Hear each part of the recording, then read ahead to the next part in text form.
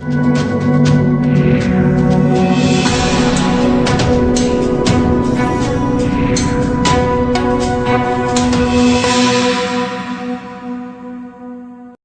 भारत का इतिहास कहीं ना कहीं लुप्त होता जा रहा है।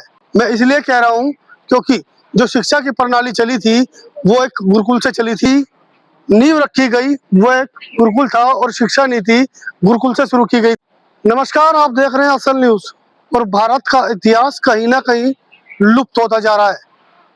मैं इसलिए कह रहा हूँ क्योंकि जो शिक्षा की प्रणाली चली थी वो एक गुरुकुल से चली थी, जिसके बाद परिवर्तन आया और सरकारी स्कूल और प्राइवेट स्कूलों ने भी जगह बना ली। लेकिन कहीं ना कहीं जिससे देश की नींव रखी गई वो एक गुरुकुल था और शिक्षा नीति गुरुकुल से शुरू की गई थी। और बात करते हैं, हमारे साथ मौजूद है सर, एक बार परिचय दे दीजिए। हाँ, नमस्कार, मेरा नाम जतिन मान है। जतिन जी, एक बात बताइए, ये जो आश्रम जो चल रहा है, जो गुरुकुल चल रहा है, ऐसा है कि गुरुकुल राजधानी दिल्ली में दूर दूर तक नहीं है और ये नरेला विधानसभा है। और नरेला विधानसभा में गुरुकुल कब से चल रहा है और आगे की क्या तैयारियां? ये तो सर देखिए बहुत पुराना गुरुकुल है, मेरे जन्म से भी पहले का है। और यहाँ वैदिक शिक्षा दी जाती है बच्चों को, और साथ ही साथ यहाँ गौशाला भी आप इधर देखेंगे। तो ये हमारी जो वैदिक शिक्षा है और जो गौ माता की सेवा, ये उसको जीवित और जागृत रखने के लिए ये संस्था है। तो अभी बताया जा रहा है कि कॉन्फ्रेंस और खोल रहे हैं आप, जो ब्लाइंड लड़के हैं उनके लिए। हाँ जी, हाँ जी। ये क्या क्या सिस्टम रखा गया उसके लिए? जो जमीन है वो खरीदी गई है या फिर डोनेट की गई है? जमीन जी डोनेट की गई है, वो मेरे द्वारा ही डोनेट की गई है। और जो लड़कियों के लिए जो हमारी संस्था है वो हमने अलग संस्था शुरू की है, वो FA केयर होम्स करके है, फ्लरिशिंग एंजल्स केयर होम।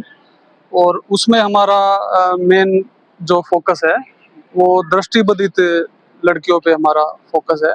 क्योंकि हमें जो ऐसे महसूस होता है कि अगर समाज में कोई सबसे ज़्यादा, अगर आप बिल्कुल ब्लैक एंड वाइट में अगर देखने की कोशिश करेंगे, तो जो दृष्टिबाधित लड़कियां हैं और जो ऑर्फन है, वो एक कहीं ना कहीं वो सबसे उसमें एक नीचे कहीं ना कहीं आती है एक्सप्लॉइटेशन में, या आप समझे कि उन तक रिसोर्सेज पहुंचने में टाइम लगता है, उनको एजुकेशन उतनी नहीं मिल पाती है कि वो आगे जाके खुद को ऐसे सपोर्ट कर पाए। तो उसके लिए ये हमने पहल की। कितने हेक्टेयर में जो है बनाने की तैयारी है और क्या क्या प्रोजेक्ट रखे गए हैं? क्या डोनेशन का भी सिस्टम है और कितने बच्चे जो है उसमें आ जाएंगे आपके पास? ये सर हमारा पहला केयर होम है जिसके लिए आज ये भूमि पूजन आयोजन किया गया है।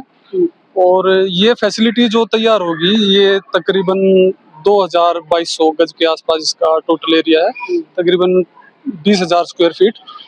और इसमें जो फर्स्ट जो केयर होम होगा, इसमें हमने 100 गर्ल्स की कैपेसिटी रखी है।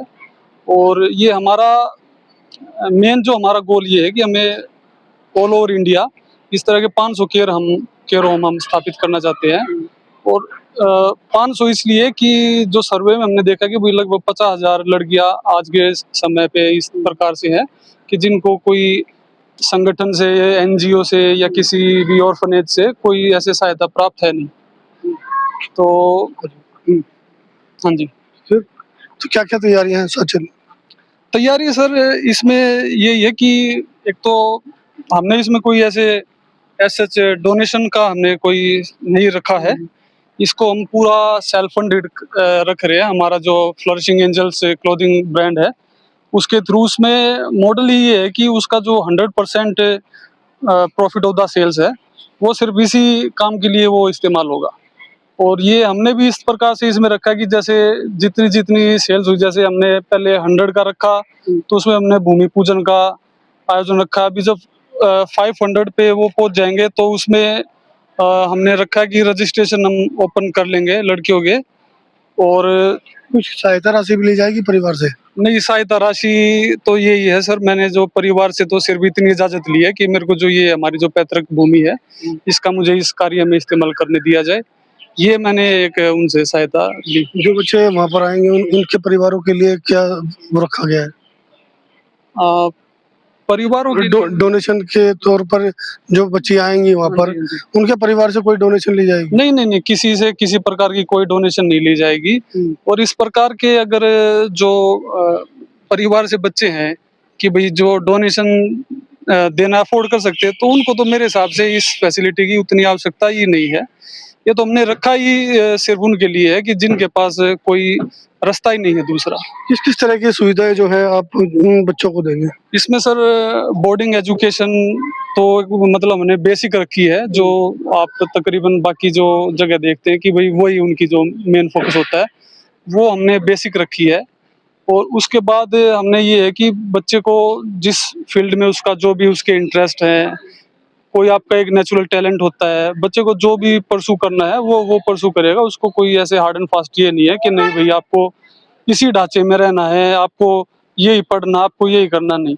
जिसका जो इंटरेस्ट, किसी बच्चे का कंप्यूटर में इंटरेस्ट हो, कंप्यूटर में परसू करे, म्यूजिक में, डांस में, किसी भी मतलब कोई वो नहीं है। हम हर तरह के वहाँ उनके एजुकेशन के लिए टीचर्स और वो सब मुहैया कराएंगे, और मेडिकल से लेके उनकी बोर्डिंग तक की हर चीज का हम ख्याल। सरकार से भी कोई रिक्वायरमेंट की गई है आप लोगों की तरफ से? क्या सरकार भी इसमें कोई सहयोग करेगी आपका?